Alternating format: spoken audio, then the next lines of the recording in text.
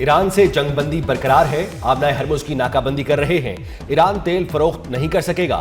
امریکی صدر Donald Trump کی میڈیا سے گفتگو، کہا ایران دوبارہ مذاکرات کی میز پر آئے گا، ہمیں وہ سب کچھ دے گا جو ہم چاہتے ہیں، پرواہ نہیں کہ ایران مذاکرات میں واپس آتا ہے یا نہیں، ایران ایٹمی ہتھیار نہیں بنا سکتا۔ امریکی صدر کا پاکستانی قیادت کو خراج تحسین، کہا وزیر اعظم شہباز شریف اور فیلڈ مارشل نے مذاکراتی عمل کو بہترین قیادت کی، دونوں باصلاحیت اور مہربان ہیں۔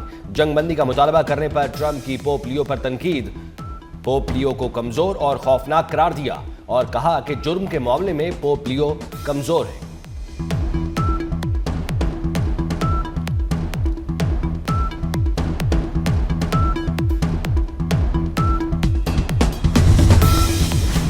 معاہدے سے چند انچ کے فاصلے پر تھے، لیکن امریکہ کے زیادہ مطالبات کی وجہ سے کسی حتمی نتیجے پر نہ پہنچ سکے۔ ایران کے وزیر خارجہ عباس عراقچی نے بتا دیا، کہا مذاکرات میں ہمیں امریکہ کی جانب سے بدلتے اہداف اور رکاوٹوں کا سامنا کرنا پڑا۔ مزید بولے، ان مذاکرات میں نیک نیتی کے ساتھ حصہ لیا۔ نیک نیتی کو جنم دیتی ہے اور دشمنی کو فروغ دیتی ہے۔ امریکہ کے ساتھ معاہدہ تب ممکن ہو سکتا ہے اگر وہ آمریت ترک کرے، ایرانی صدر مسعود پزشکیان نے واضح کر دیا، کہا امریکہ کے ساتھ معاہدہ دسترس سے باہر نہیں، امریکی حکومت اپنی آمرانہ روش ترک کر کے ایرانی قوم کے حقوق کا احترام کرے تو امریکہ کے ساتھ ایک معاہدہ ہونا ناممکن نہیں ہے۔ ایران ایک متوازن اور منصفانہ معاہدے کے لیے تیار ہے۔ روسی صدر پیوٹن کی بھی ایرانی صدر سے ٹیلی فون پر گفتگو، دونوں صدور نے اسلام آباد میں ایران امریکہ مذاکرات پر تبادلہ خیال کیا۔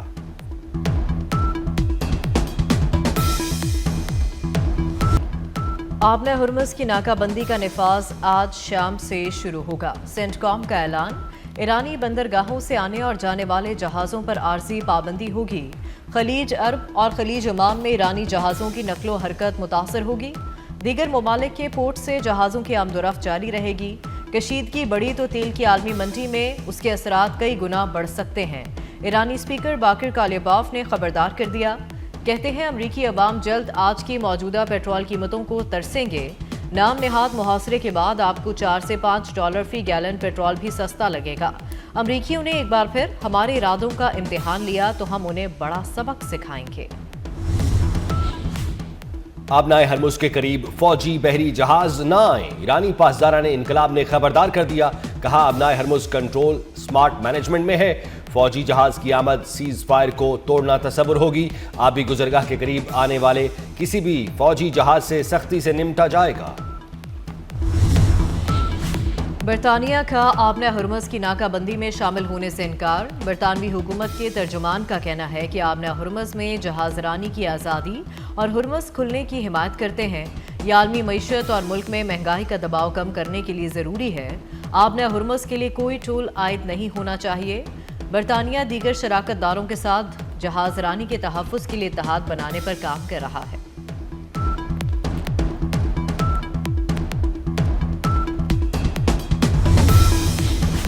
امریکی صدر کے آبنائے ہرمز کے ناکہ بندی کے بیان پر عالمی منڈی میں دوبارہ تیزی، خام تیل کی قیمتوں میں 8% کا بڑا اضافہ، برنٹ خام تیل $102 اور WTI $104 فی بیرل پر ٹریڈ ہونے لگا۔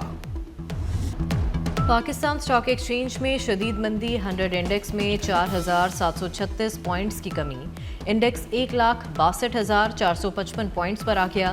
کاروبار کے دوران انڈیکس میں 5000 سے زائد پوائنٹس کی گراوٹ دیکھی گئی۔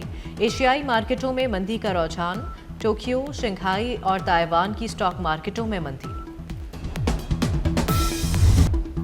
امریکہ اور ایران میں چند روز بعد بات چیت کا ایک اور راؤنڈ ہو سکتا ہے، امریکی اخبار وال اسٹریٹ جرنل کا دعویٰ۔ رپورٹ میں کہا گیا ہے امریکہ اور ایران میں سفارتکاری کے دروازے ابھی بند نہیں ہوئے، علاقائی ممالک دوبارہ مذاکرات کی کوشش کر رہے ہیں، جنگ بندی میں مزید توسیع کی کوشش بھی کی جا رہی ہے۔ امریکی اخبار وال اسٹریٹ جرنل کے مطابق امریکہ ایران کے مختلف بیانات کے باوجود مذاکرات کے دروازے کھلے ہیں۔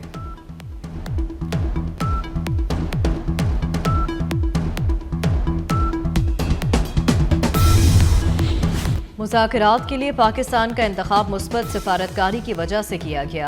امریکہ میں پاکستانی سفیر رضوان سعید شیخ کا تقریب سے خطاب، کہا اعتماد کے بھرپور اظہار کے لیے ہم امریکہ اور ایران کے مشکور ہیں۔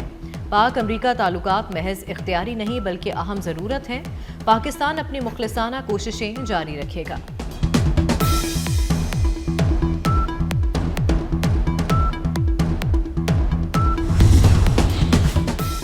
وفاقی وزیر خزانہ محمد اورنگزیب واشنگٹن پہنچ گئے۔ عالمی بینک عالمی مالیاتی ادارے کے اجلاس میں شرکت کریں گے۔ محمد اورنگزیب عالمی مالیاتی اداروں کے حکام سے اہم ملاقاتیں کریں گے۔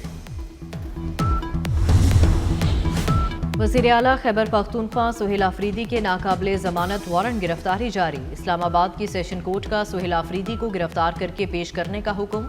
سہیل آفریدی کے خلاف ریاستی اداروں پر گمراہ کن الزامات کے کیس کی سماعت ہوئی۔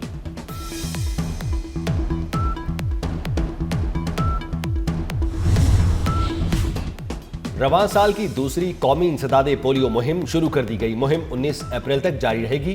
قومی انسداد پولیو مہم میں 4.5 کروڑ بچوں کو انسداد پولیو کے قطرے پلائے جائیں گے۔ وزیر اعلیٰ مراد علی شاہ نے سندھ میں انسداد پولیو مہم کا افتتاح کیا۔ انسداد پولیو مہم کی افتتاحی تقریب سے خطاب میں وزیر اعلیٰ نے کہا، پولیو ٹیموں کے تحفظ کے لیے بھرپور اقدامات کیے گئے ہیں۔ پولیو وائرس کے مکمل خاتمے کے لیے اقدامات جاری رہیں گے۔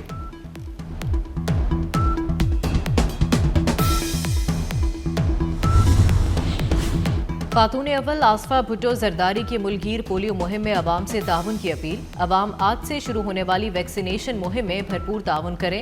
آصفہ بھٹو کا کہنا ہے کہ عوام یقینی بنائیں کہ ہر بچہ اس بیماری سے محفوظ رہے۔ پنجاب کے عوام نے صوبے میں ترقی کو درست سمت میں پیش رفت قرار دے دیا۔ عوامی سروے میں 69% افراد کا وزیر اعلیٰ مریم نواز کی قیادت پر اظہار اطمینان۔ Institute for public opinion research کی حکومت پنجاب کی 2 سالہ کارکردگی کی بنیاد پر رپورٹ جاری۔ رپورٹ کے مطابق 55% افراد نے دوبارہ مریم نواز کو ووٹ دینے کا عزم کیا۔ صوبے میں مسلم لیگ نون کو 42% عوامی مقبولیت حاصل ہے۔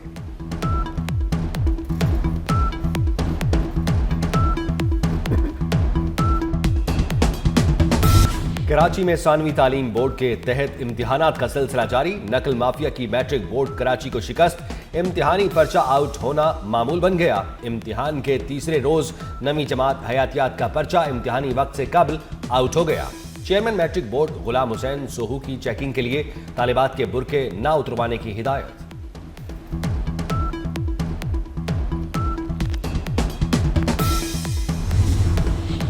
اٹک کے گردوارہ پنجا صاحب میں بیساکھی میلے کی تقریبات جاری۔ بھارت سے 2200 سے زائد سکھ یاتری حسن ابدال پہنچ گئے۔ سکھ یاتری آج مذہبی رسومات ادا کریں گے اور کل واپس چلے جائیں گے۔ سیکیورٹی کے سخت انتظامات۔ ہنگری کے پارلیمانی انتخابات میں امریکی حمایت یافتہ امیدواروں کو بدترین شکست، اپوزیشن کی غیر معمولی کامیابی، وزیر اعظم وکٹر اوربان کی جماعت کو واضح طور پر پیچھے چھوڑ دیا۔ جیت کی خوشی میں لاکھوں افراد کا سڑکوں پر جشن۔ ہنگری کی اپوزیشن جماعت کے رہنما پیٹر میگیار نے اپوزیشن کی جیت کو یورپ کی جیت قرار دیا۔ وکٹری اسپیچ میں کہا، عوام نے نظام کی تبدیلی کا وعدہ کیا۔ وزیر اعظم وکٹر اوربان نے ابتدائی نتائج سامنے آنے کے بعد شکست تسلیم کر لی۔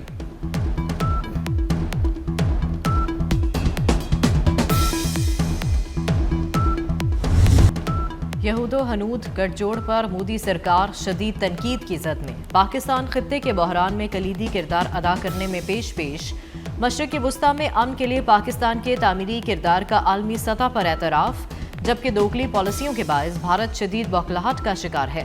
امریکی جریدے دی نیشنل انٹرسٹ کے مطابق ایران اسرائیل جنگ پر خاموشی اختیار کرنے کی وجہ سے مودی سرکار کو ملک کے اندر شدید تنقید کا سامنا ہے۔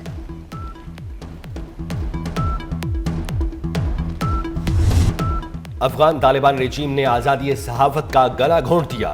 صحافتی تنظیم AMSO کا سخت رد عمل۔ افغان طالبان رجیم میں صحافیوں پر بڑھتے تشدد، بلا جواز گرفتاریوں اور ظالمانہ سینسرشپ نے آزاد صحافت کو تباہی کے دہانے پر پہنچا دیا۔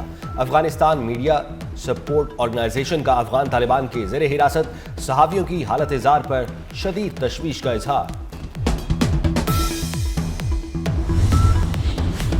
آسٹریلوی حکومت نے تاریخ رقم کر دی۔ آسٹریلیا میں پہلی بار خاتون جنرل کو فوج کی سربراہ مقرر کرنے کا فیصلہ۔ 55 سالہ لیفٹیننٹ جنرل سوزن کوئل جولائی میں آسٹریلیا کی آرمی چیف کو عہدہ سنبھالیں گی۔ لیفٹیننٹ جنرل سوزن کوئل اس وقت joint capabilities Pakistan super league کا میلہ جاری، پشاور زلمی اور ملتان سلطانز آج مد مقابل ہوں گے۔ میچ شام 7 بجے ہوگا۔ گزشتہ روز حیدرآباد کنگز مین نے اسلام آباد یونائیٹڈ کو 6 وکٹوں سے ہرا دیا۔